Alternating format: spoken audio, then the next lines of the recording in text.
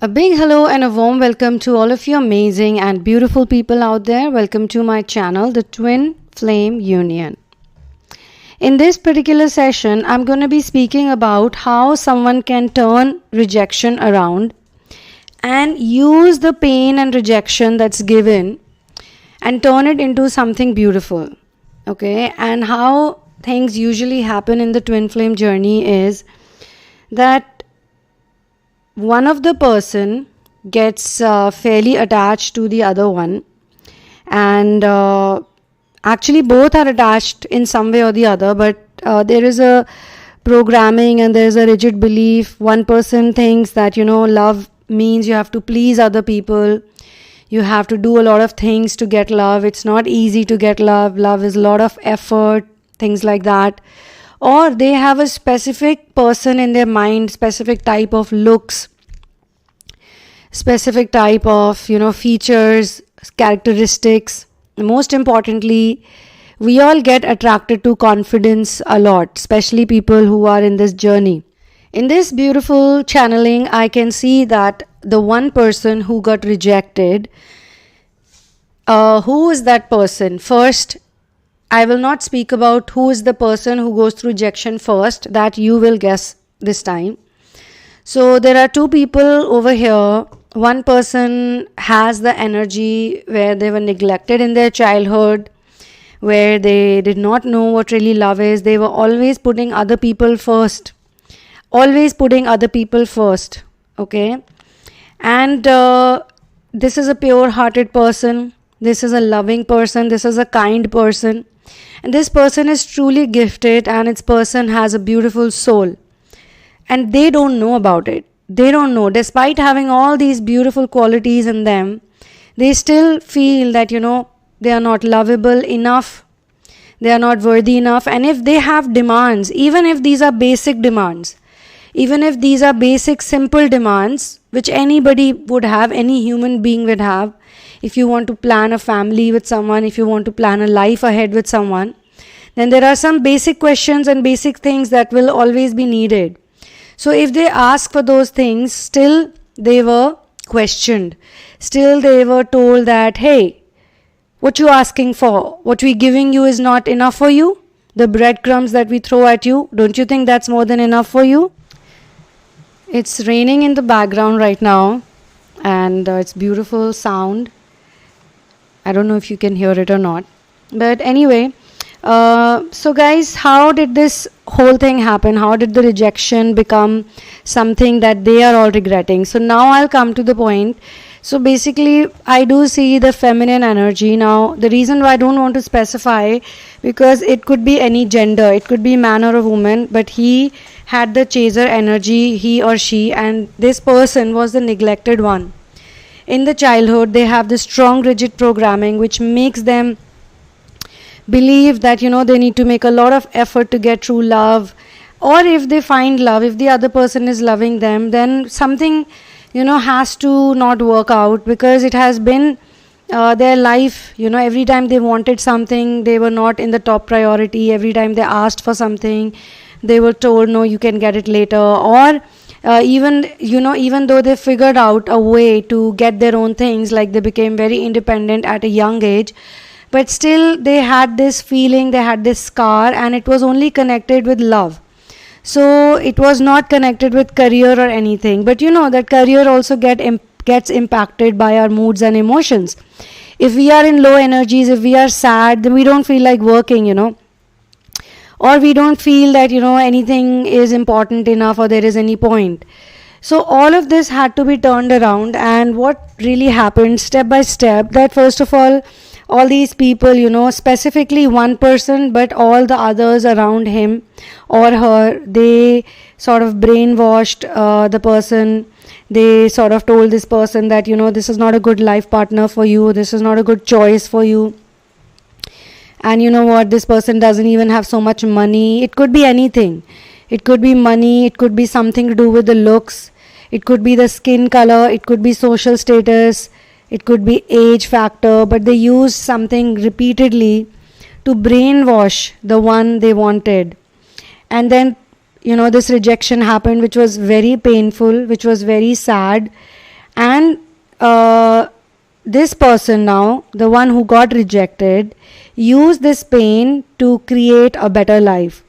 So eventually, they realize that this is not going anywhere and I need to figure things out, because I keep going through something or the other. My whole life is about fighting for what I love, proving myself, trying to convince other people to like me, trying so hard for other people to, give me a chance, give me an opportunity, be nice to me, even on a basic human level.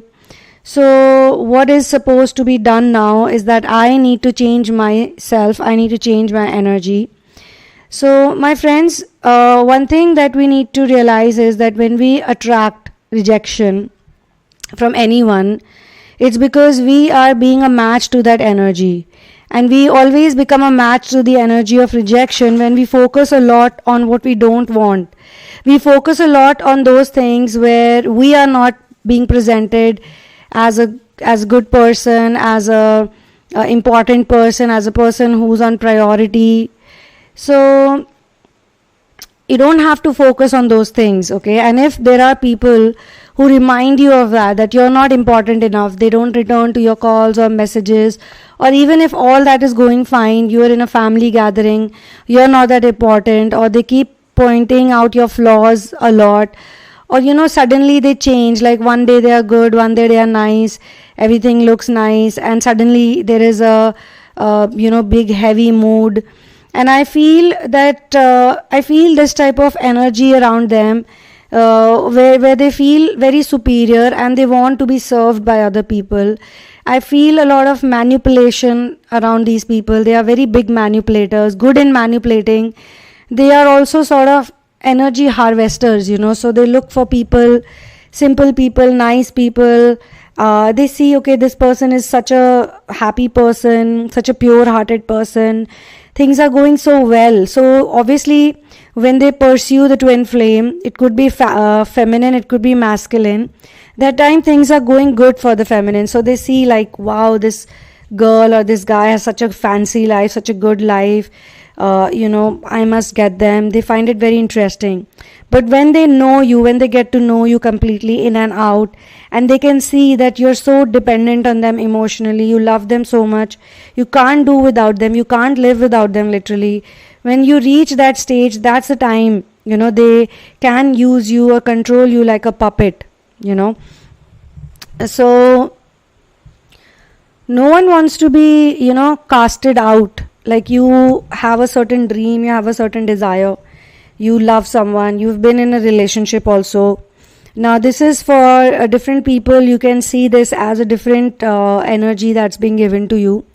Even if this may not be 100% happening with you, it's not 100% resonating with you, but there could be certain parts that would resonate with you. In case it doesn't resonate with you at all, and you feel that you need to get more hand holding, you have a lot of doubts and you have a lot of questions, you don't know how to answer, then you can get a personal session. You can get into a personal reading with me.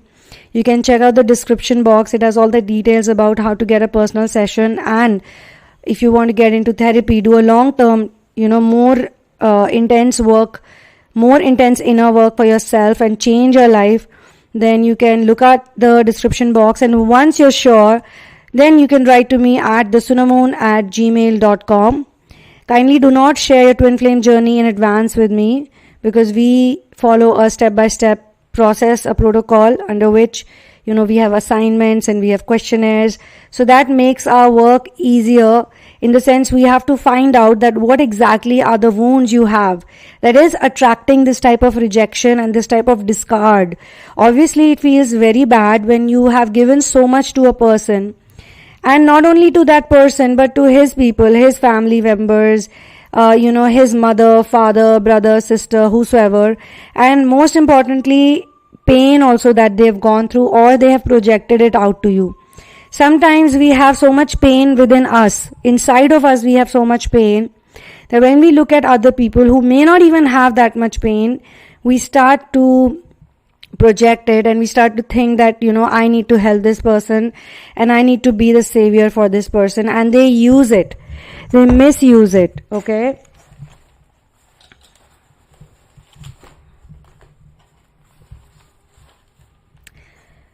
So basically, the DF, the Divine Feminine here, does not want the masculine to choose her without his free will. So now she really wants to let it go, and she wants him to do whatever he wants to do. Him or her, in this case, gender specific, it's not like that. It's not gender specific. So she does not want to feel that, I am doing some kind of work and that is bringing him back. Now, this is very strong, which has been given to me, although it was given to me as a separate channeling, but I feel like relaying it here as well, that she feels sometimes that if I do a certain type of inner work, then it would be sort of trying to bring him back. But she doesn't want to do that. She wants to do inner work, and she wants to do therapy, or she wants to do whatever, that will fix her life for her own self this time, because she wants to turn this rejection around. At the moment, she's not concerned that, those people will come back to me and they will apologize to me or whatever. She just doesn't want to think about them, and she feels that, even if they regret it, even if they go like, okay, I should not have done this, or I should not have done that to this person. But the fact is that the masks on the faces of these people has already been removed. She already knows how they are. So, if you don't know how a person is, for 1 year maybe you will grieve. After 1 year, when you start developing some wisdom, or say you come across channelings, or you come across content, you're trying to research, you're trying to find out, and you study about narcissism, you study about gaslighting, you study about how people manipulate, how people do energy harvesting, and how some people are energy vampires, and how some people are like that. They are not spiritual at all, but they are like chameleons, they just copy the spiritual people, or they copy other people's goodness.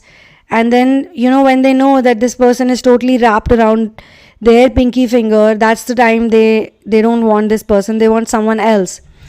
Because this is the thing that most narcissists do. They get bored of people, and that's why even when they're in relationship with one person, they always keep other options intact, so that whenever they want to get out of it, or it's getting too much, they can easily step out and they can pick someone else who is going to serve them even more. So each time they discard a person, they literally step up. So that's why these narcissistic people, these abusers, they need to be stopped. Earth cannot carry the load of so many narcissistic people at the same time. And the generation that we live in, this is the generation which has highest number of narcissistic people. Okay, one narcissistic person can cause so much havoc, because they can easily program and train many others to be like them, and at the same time serve them. So narcissistic abuse is full of manipulation, and you can never really fix it. But then why do we work on this? Is because we want to be at peace, and we want the narcissist to know that they cannot control us or anyone who's in that category, who has once been manipulated and controlled, or raised or bullied or abused by narcissistic people. They eventually have to find out a way, they have to be on a path wherein they will step out from them, and there will be a day and time when the narcissistic people, be it one or be it a whole bunch of people, including the proxy narcissist, they will all regret it big time. And when they regret it big time, they have nothing better to do, because they have already revealed so much about themselves. They've revealed so much meanness. They have shown you so much, because they thought that your time is over. They thought that you can't do anything. You're not good enough for anything. You're not worthy of any affection, love, respect, nothing. So they treat you so badly, so horribly, that they themselves later on, they regret it. They realize that, I should not have done this. I should not have done this. They realize it. They will realize it. They have no option but to realize it. So she doesn't want, people to, she doesn't want to do inner work or any other work on herself to get such people back, but she wants to fix herself so that next time she does not get rejected or discarded. And even if she does get rejected or discarded by anyone, she's gonna get out of it very soon. She's gonna fall down, but she's gonna brush off the dust from her dress and get up again, and she will start living her life again the way she's supposed to live it, the way she deserves to live it. So she has also questioned her love a lot to God, and she has asked God to help her out. She has asked her spirit guides to help her out, and this whole revelation and this whole thing, it becomes very clear to her when she gives it time, So when you give time to something, only then you can figure out who is real and who is fake.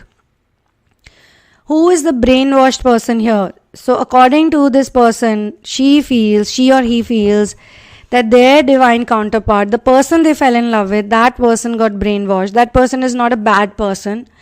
The MIL, SIL, or some other family member or proxy siblings or some other friend, or somebody else was able to brainwash this person, able to take away that empathy they have and turn it into hatred. And this person is obviously not willing to listen to anyone else, the one who gets brainwashed. So the only person who can shift it, the only person who can change it and fix it and turn it around is the other person. They don't have to take it personally. They have to pray for the one they loved, whether they are together or not, if they understand, if they know. Because if you get gaslighted, if you get brainwashed, if so much you have faced, then you can very well imagine what the other person must be going through since childhood. They are just a puppet. They are just an image builder, that's all that they are. Or they could even be serving this person, the head narcissist, the main person out here, the main, you can say, villain out there. They could be basically serving them, and they want this person to serve them. They don't want it that this person is going to someone else, especially a partner, a love partner. So they will do whatever they can to take this person away from a true partner. These type of people usually don't create problems when it comes to karmics, because see, karmics are playing their own game, first of all, and secondly, someone has to teach them a lesson, right? Someone has to make them realize. So that's when the karmics come into the picture, and because of the confidence that the karmics reflect, or the manipulation, or the things they already know. I'm not going to put the karmic completely in a negative light, but whatever they know, these people can't figure it out for a while. But eventually, even that won't work out. And when that won't work out, then the innocent person here, the one who got brainwashed, that person will realize who is the real well-wisher and who is not. Okay, so this is where I'm going to close this channeling session. Thank you so much for being here with me. One love and peace out, and I'll see you soon in another one.